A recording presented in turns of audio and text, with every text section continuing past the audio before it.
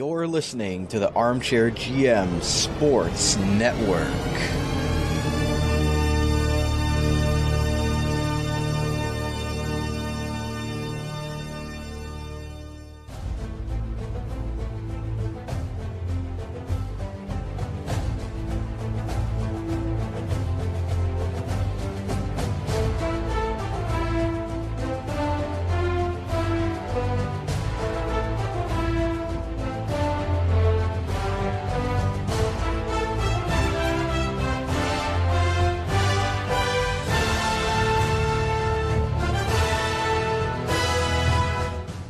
You're listening to Straight to the Extra Point Alma Mater, your Niagara source for all NCAA football news, weekly betting odds, game analysis, race for the college football playoffs, and reactions to the AP Top 25 rankings. Here are your hosts, Brandon Caputo and Treigh Patterson.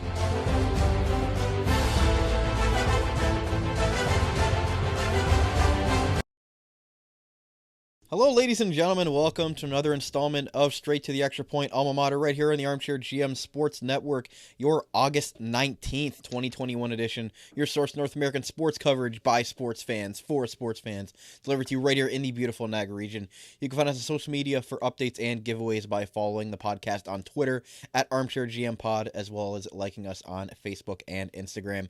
You can listen to us on many platforms, including Spreaker, Spotify, Apple Podcasts, Google Podcasts, iHeartRadio, CastBox, and Deezer. Wherever you're getting your podcast at, we are there for you guys in audio form on demand. And as always, on YouTube.com and on the video side of things on YouTube. So guys, make sure you're hitting that subscribe button, smashing like, and hitting that bell icon for all updates on videos that get released on our YouTube channel. Go give us some love over there on the video and the YouTube side of things. It really helps. So and lastly, our beautiful, user-friendly website, armchairgmsports.com, for all things regarding the network, including articles, podcasts, episodes, sponsors, and contributors.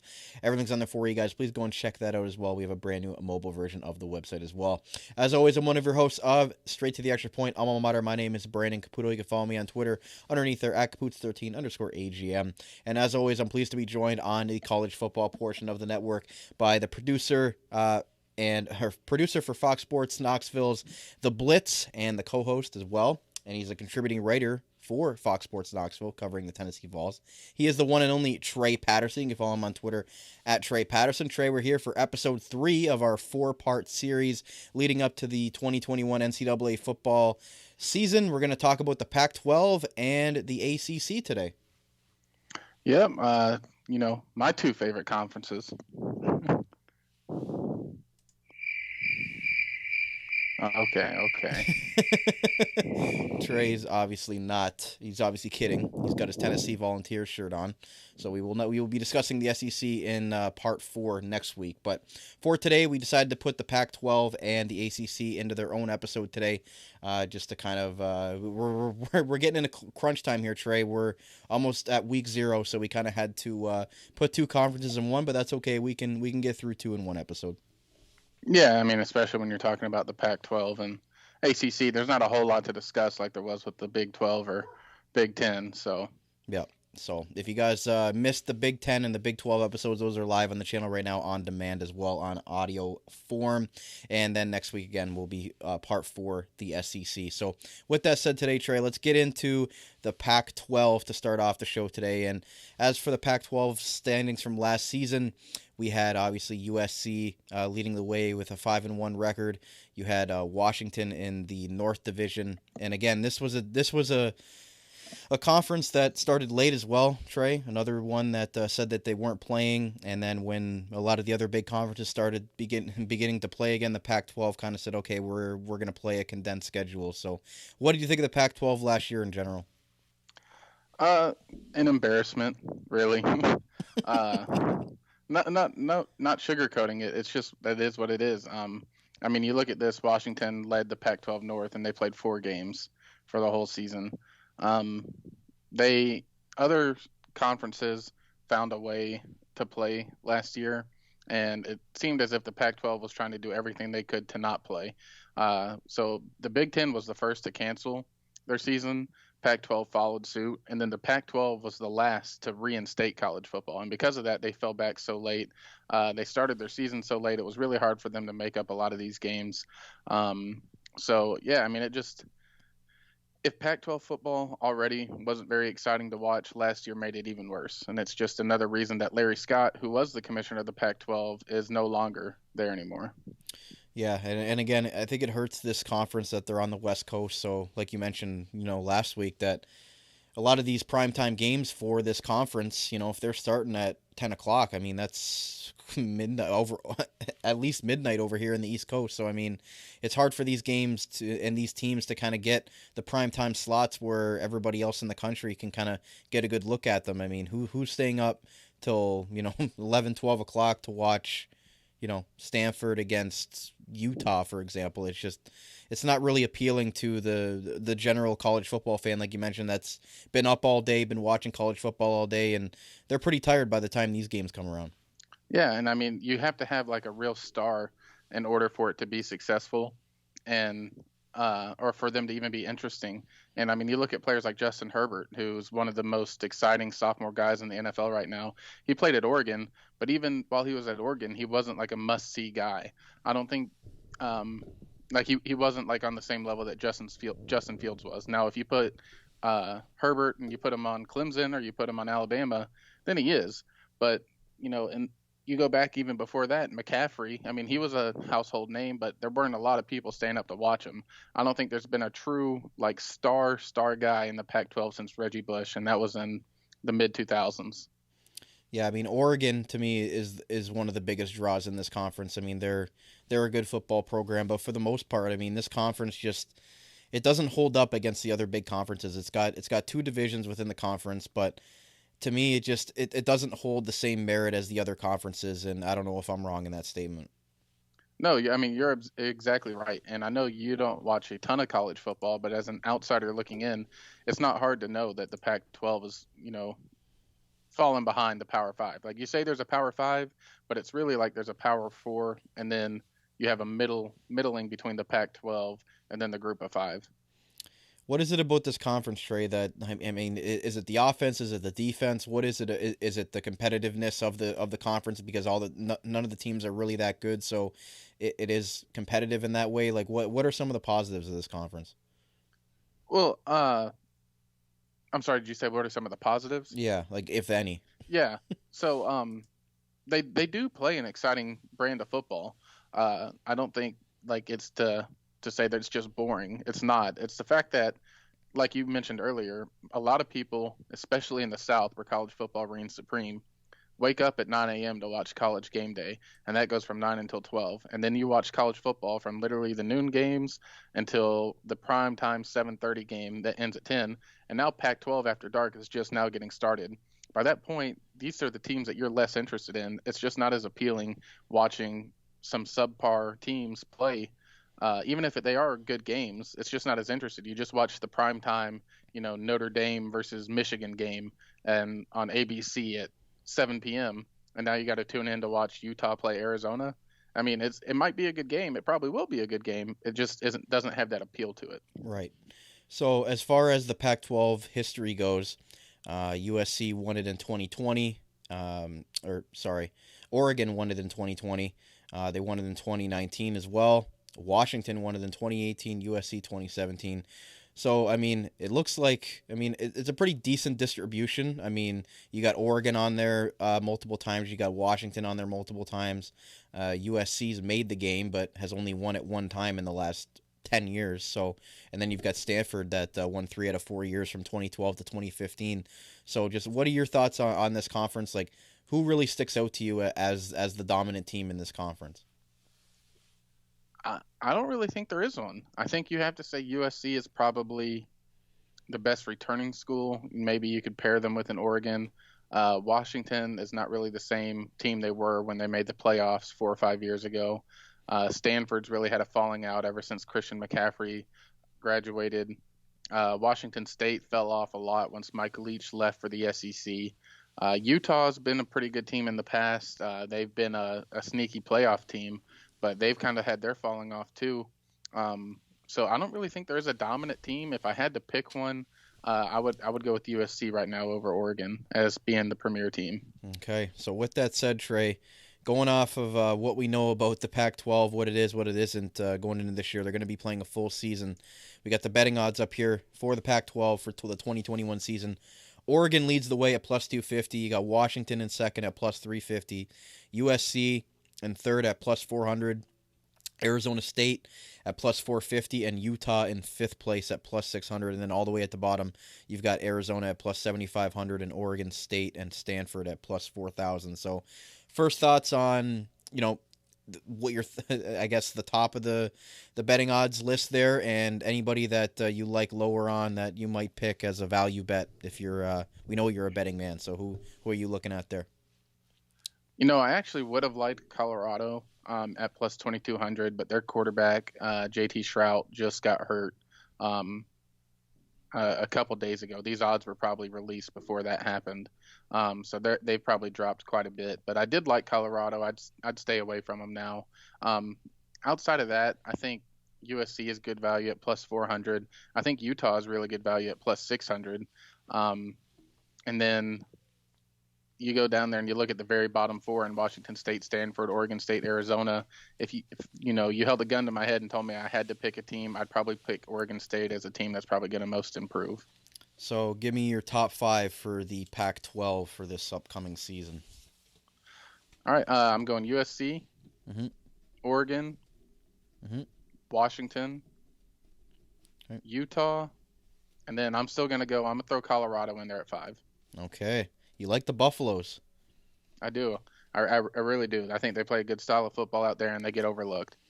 So you think USC is going to take it once again this year over Oregon? Yeah, I think that's a fair bet.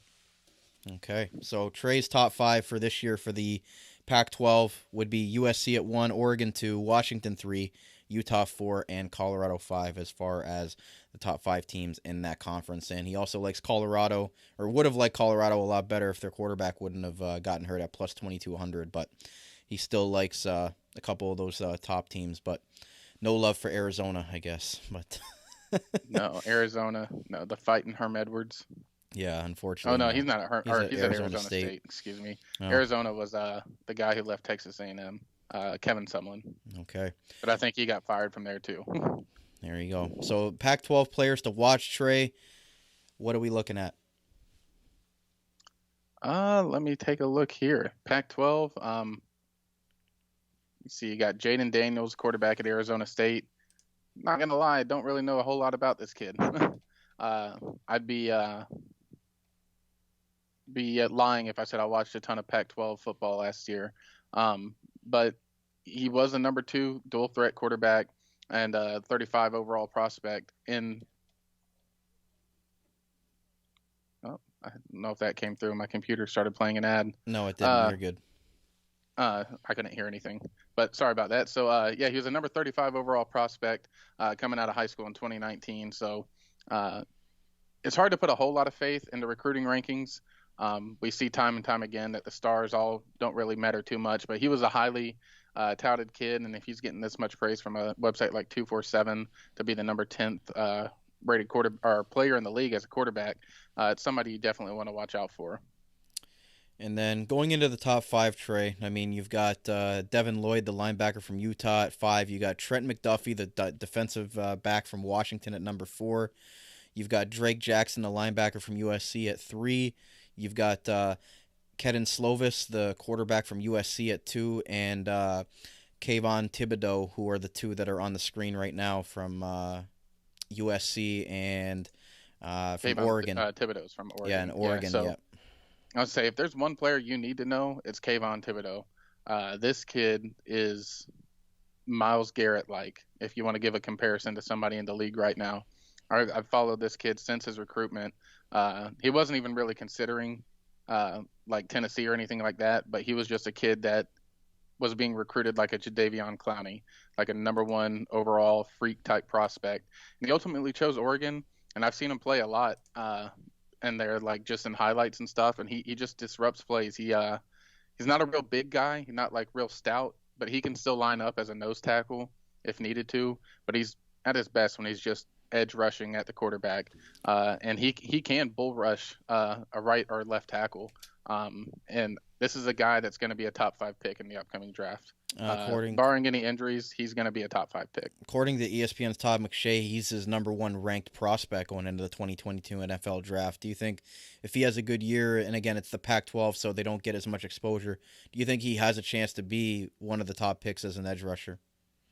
Oh, yeah, absolutely. I mean, like I said, this guy reminds me of Myles Garrett, except maybe a little better. And I know that's saying a lot because Myles Garrett is really good. But this kid is just unbelievable to watch. Like, if you get a chance to at all this season to watch any Pac-12 games, and I know I'm asking a lot to watch a Pac-12 game, but make sure it's an Oregon game so you can watch this kid play on defense. He brings the energy like an Aaron Donald would, where his presence on the field is that enough alone to just change the way the game is played. And to put it in perspective, he lines up on the left, you're running to the right, you're audibling to the right. He had 23.5 tackle for losses, 12 sacks in 20 career games, and he played in 14 last season. So Oregon played, or he had he played in 14 last year, Oregon only played in 7. And if he would have maintained that production, if they would have played a full season, he would have had close to 84 tackles, 19 tackles for losses, and 6 sacks. So that would have been a really impressive year in a full season. Oh yeah, absolutely. And as for the quarterback from USC, what do you like from him? Do you think that he can give Thibodeau a run for his money as a player of the Pac-12 conference?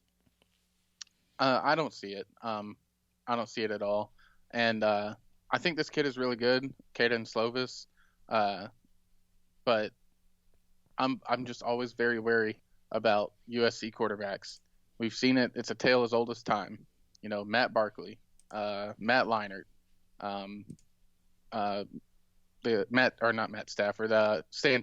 Mark Sanchez. I mean, the tale goes on and on and on. So this kid's probably going to be really good in high school or in college, excuse me. But it's nothing against him. It's against USC.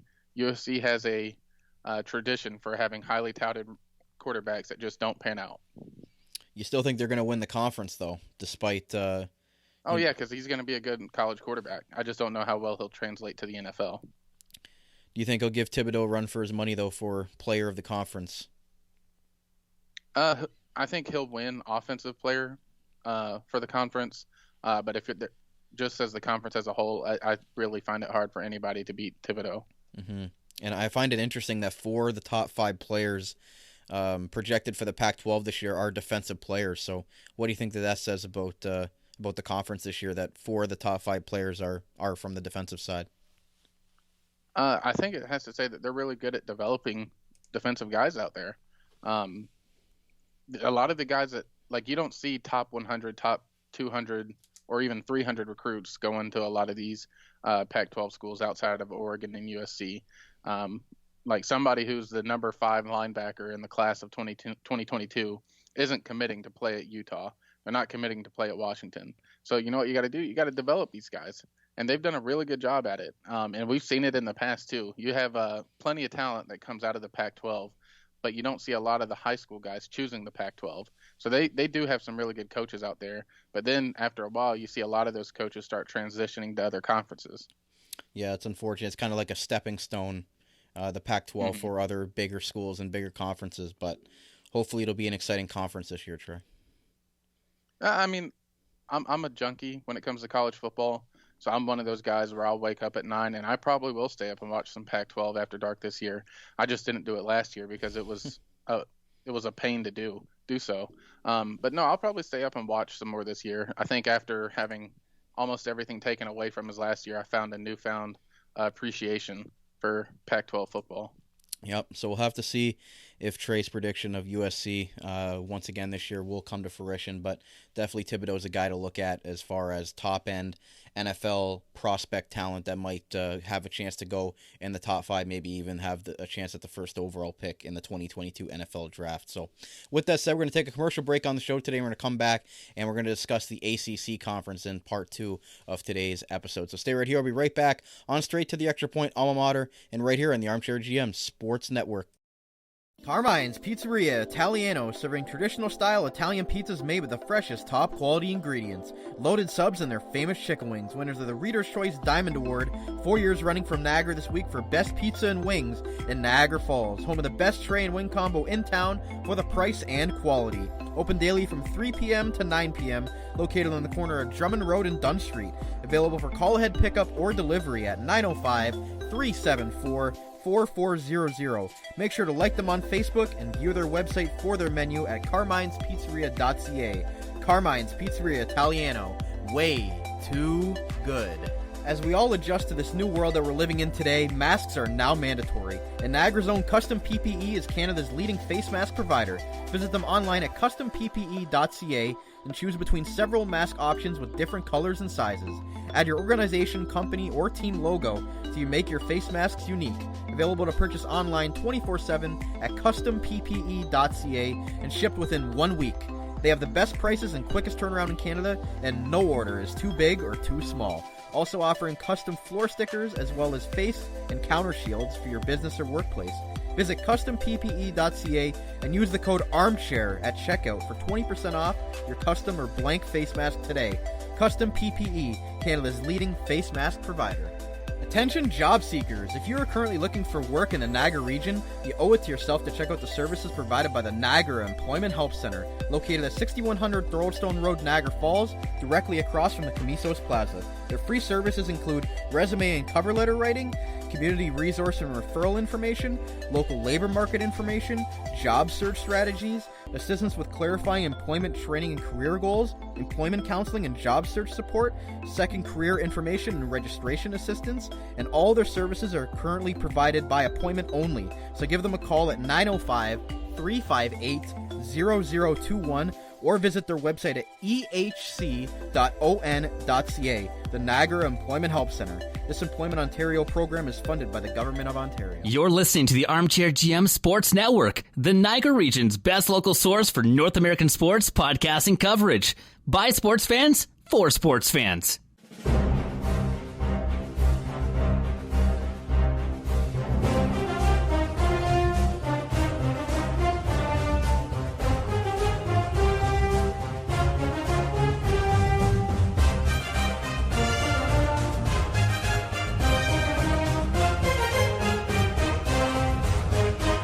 All right, ladies and gentlemen, welcome back to part 2 of our Straight to the Extra Point Alma Mater episode right here on the Armchair GM Sports Network. Brandon Caputo and Trey Patterson back with you here.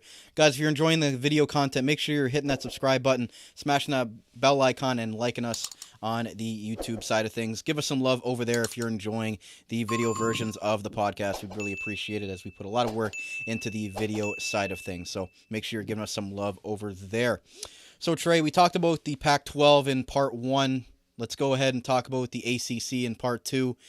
What do you think of the ACC? Obviously, when you think of the ACC in football, you think of Clemson being the number 1 team, but now with Trevor Lawrence being the number 1 overall pick in the NFL draft, the ACC might look a bit different this year. We don't have that generational talent anymore that is ruling the ACC with Clemson, but do you think that it's only a matter of time before they find somebody else that's going to help them win another conference championship? Oh, yeah. I mean, Clemson's been one of those teams. They've been on, before they had their dominant stretch here in the past few years, they were a team on the rise. I mean, before Lawrence, they had before Trevor Lawrence, they had Deshaun Watson. Before Deshaun Watson, I think they had Taj Boyd. And they had guys like DeAndre Hopkins and Sammy Watkins and just guys like that. They've been a hotbed for recruiting talent. And that's not going to change with, I think his name is BJ Ugalahi. I know I'm butchering it, but he's another guy who's going to come in. He might not be the proverbial generational talent that Trevor Lawrence was, but we saw last year he played against Notre Dame when Lawrence was out with COVID protocols, and he played really, really well. Clemson did end up losing that game, but it wasn't because of him that they lost. They lost because of their defense. And Clemson, obviously, for the conference standings last year, they took it. But Notre Dame last year, I think, was interesting, Trey, because they are usually an independent, but they were playing the ACC schedule just because of COVID and everything like that. So they wanted to remain in one conference. How do you think the Fighting Irish did? I mean, they went 10-2. They went toe-to-toe with Clemson. And, almost took them down. What did you think of their performance in the ACC last year, and do you think that this is something that they should look at doing moving forward? Well, a lot of people say that they should be in a conference. Um, right now, they are an independent, but they joined the ACC last year because every conference was only doing conference only games. Um, but I don't know. I mean, Notre Dame has a lot of rivals. Like they like to play USC, they like to play Michigan, they like to play teams like Clemson, they like to play teams like Georgia.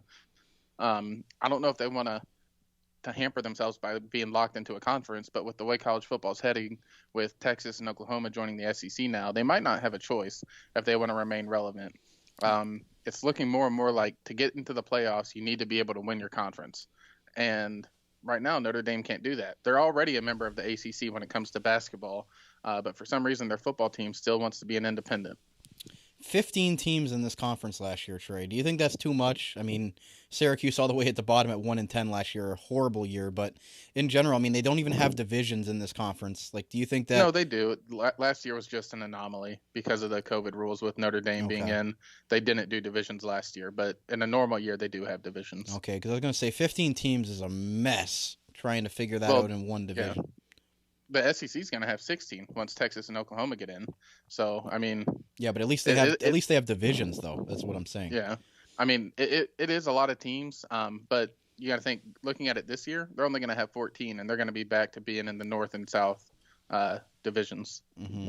So, as for the ACC, excuse me, the history of the conference here as far as the games go, you had Clemson, Notre Dame. Clemson took it pretty handily.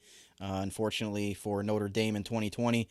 Clemson's won the last 6 years, Trey. And then going back to 2014 and 13 and 12, Florida State had won 3 in a row. Clemson in 2011. So Clemson is the only team other than Florida State to win this conference in the last 10 years. They've won it 7 times.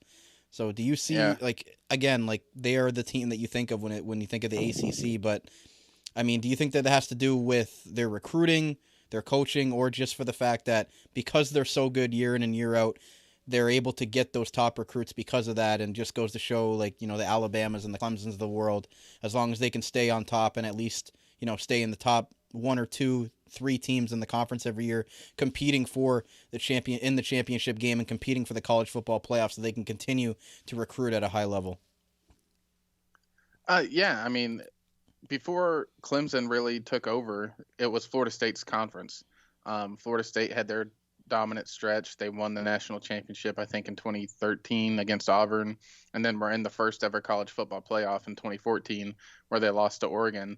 But yeah, I mean, Clemson's kind of cemented themselves as the premier team in that conference, and I don't see that changing anytime soon. And I don't necessarily think that it's their fault by saying that they're the best. They do recruit better than everybody else. But when Dabo took over that university, they were not good. Clemson has a history of being a really bad school and a choke artist school. Like they were known for being chokes when it came to big moments. It used to be a noun or a verb to choke away a game. It was called to Clemson it. But that mantra is pretty much all but gone now because Dabo was able to turn them around. So it's not to say that Clemson's just some powerhouse that's always been a powerhouse like Alabama has. No, they actually built themselves up, and now they're in that position. Any other school in that division getting the right hire and start recruiting the correct way can also put themselves in that position. But for the time being, it's just Clemson in that conference and Clemson alone. And as for the betting odds for the ACC this year, Trey, it's no surprise that Clemson leads the way handily at minus 1,000. You've got North Carolina plus 750, Miami at plus 800, NC State at plus 2,500, and Virginia Tech at plus 2,800. And then at the bottom, you got Syracuse and Duke tied for last with plus 15,000. What are you looking at from those betting odds? I mean, unless you just have a lot of money to throw on Clemson, it's not even really worth it. You would have to bet $1,000 to win $100. So it really nothing too exciting here when you look at these odds. I do like North Carolina at plus 750. We'll talk a little bit more about North Carolina when we look at the players to watch. But North Carolina is going to be a really good team this year, and a team that I think could finally challenge Clemson for that crown in the ACC. Anyone else mid-pack that you know, again, it's difficult to pick anybody against Clemson, yeah. but Absolutely not. I don't have any faith in anybody in this conference outside of Clemson and North Carolina. So you like North Carolina? So basically, the one or two teams you don't think Miami or NC State really have a shot? Miami might be able to upset like a team like North Carolina, or even possibly upset a team like Clemson, but they're also going to drop 2 or 3 along the way and not be in contention at the end of the year. Do you think Syracuse might give Clemson some trouble again? I know Syracuse looks really bad right now, but they always seem to give Clemson a run for their money. The orange rivalry there in the ACC. Do you think that there's any way that Syracuse can pull up the upset of the century?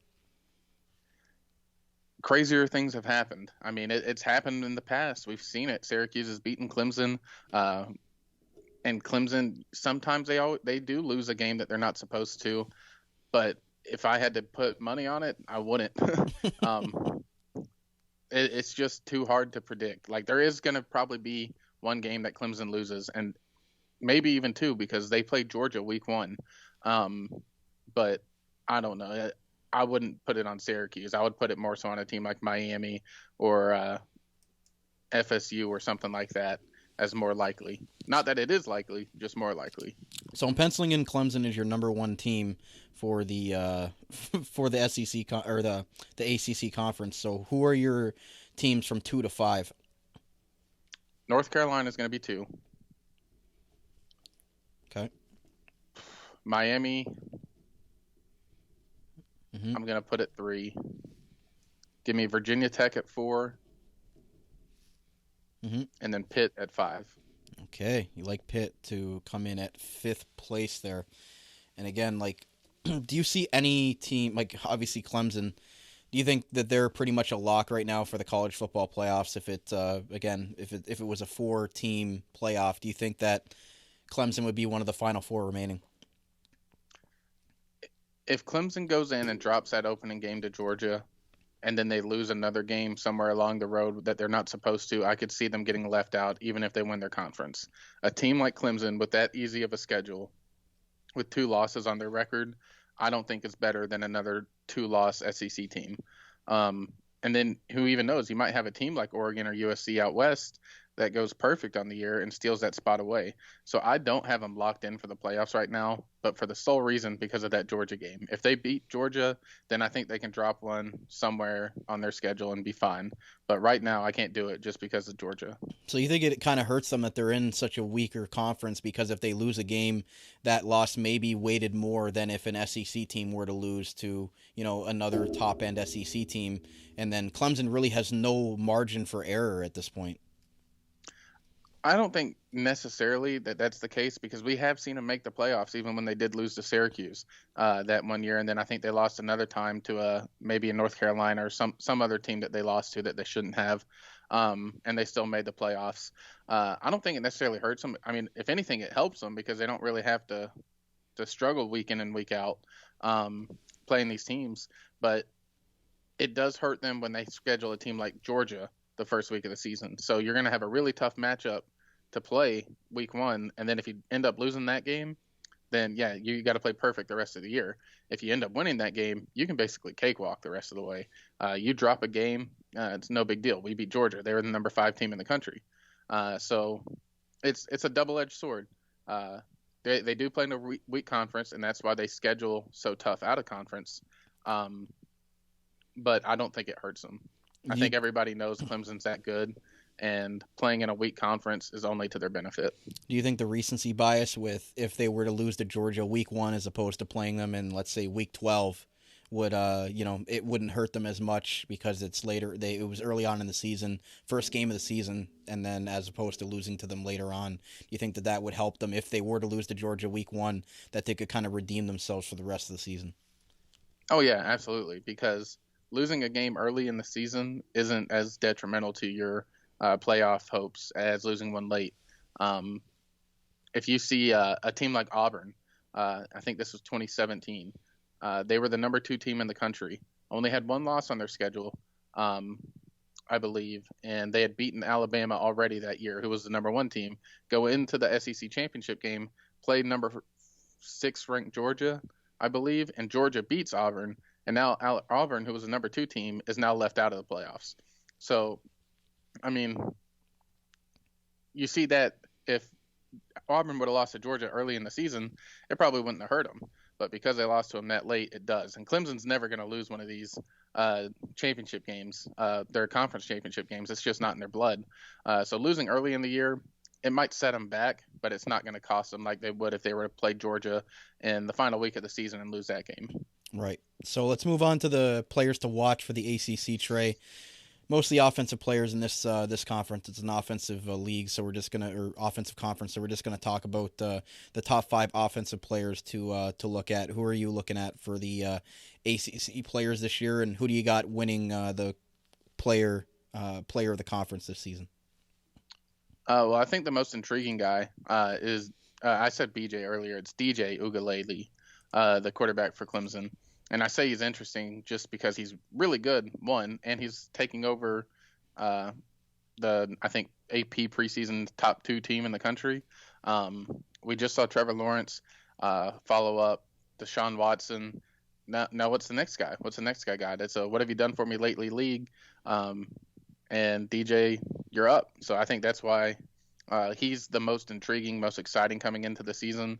But the player that I think is the best in the conference is Sam Howell, the quarterback for North Carolina.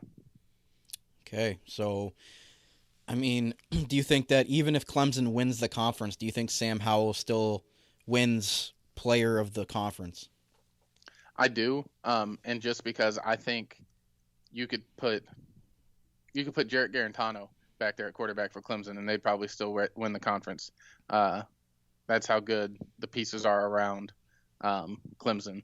Sam Howell is going to lead this team. He's going to be the sole driving force as to why North Carolina is going to have a legit shot at winning the ACC this year. He was the prized recruit in Mac Brown's first class coming to Chapel Hill, so it'll be interesting to see what he develops into and if he becomes an NFL type prospect. But you mentioned I can't even say the guy's name from Clemson.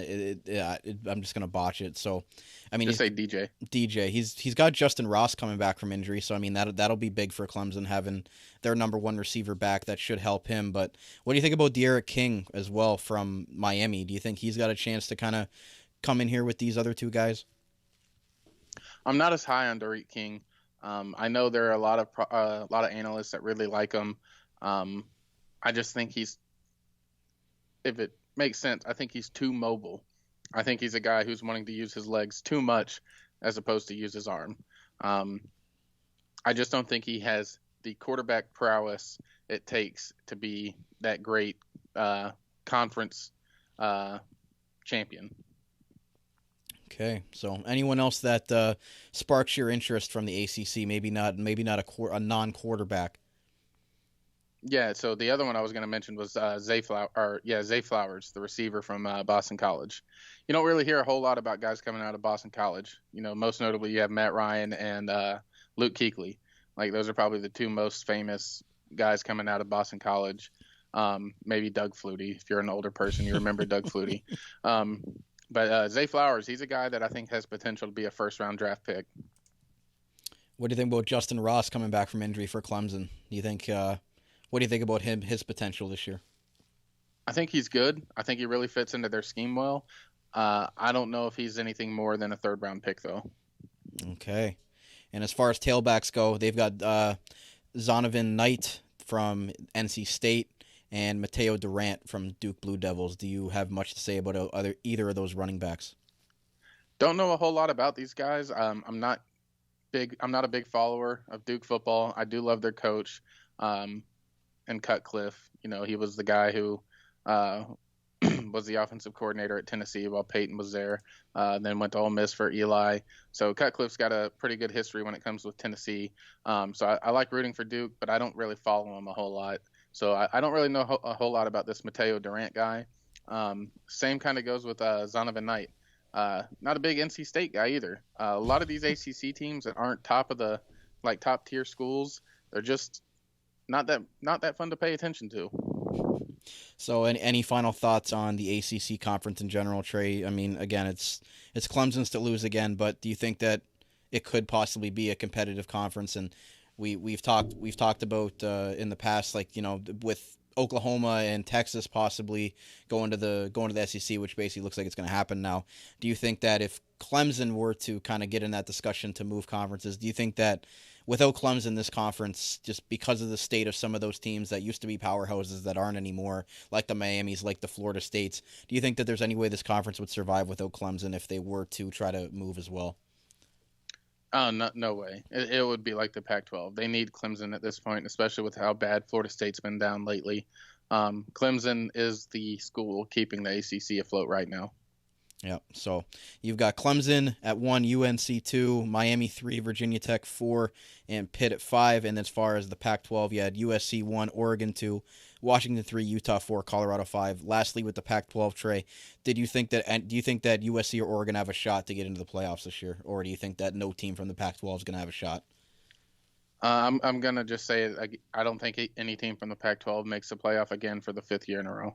Okay, so with that said, that's basically it, Treigh, for the ACC and the Pac-12.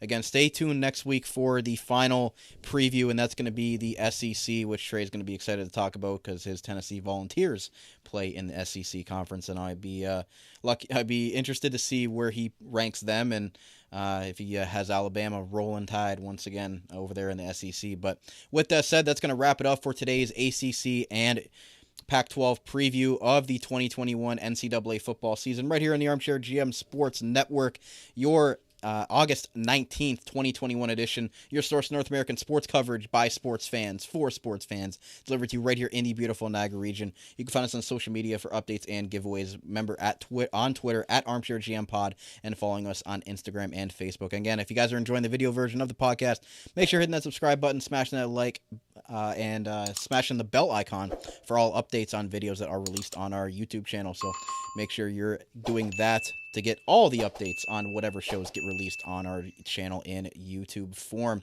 And lastly, a big thank you to all of our great sponsors. Help us on Support the Network, keeping the show on the air. Make sure you're checking them out and telling them that the Armchair GM sent you. And finally, I'm one of your hosts of Straight to the Extra Point Alma Mater. My name is Brandon Caputo. You can follow me on Twitter at Caputs13_AGM. And as well, you can follow my co-host Treigh at Treigh Patterson. Make sure you're checking him out at Fox Sports Knoxville's The Blitz and checking out the website over there as well. He's going to be doing some pieces as far as writing goes closer to the season, covering the Tennessee Vols. So with that said, that's going to wrap it up for today's episode of Straight to the Extra Point Alma Mater, right here on the Armchair GM Sports Network, by sports fans, for sports fans. We'll see you guys next week for the final version and the SEC conference. You're listening to the Armchair GM Sports Network.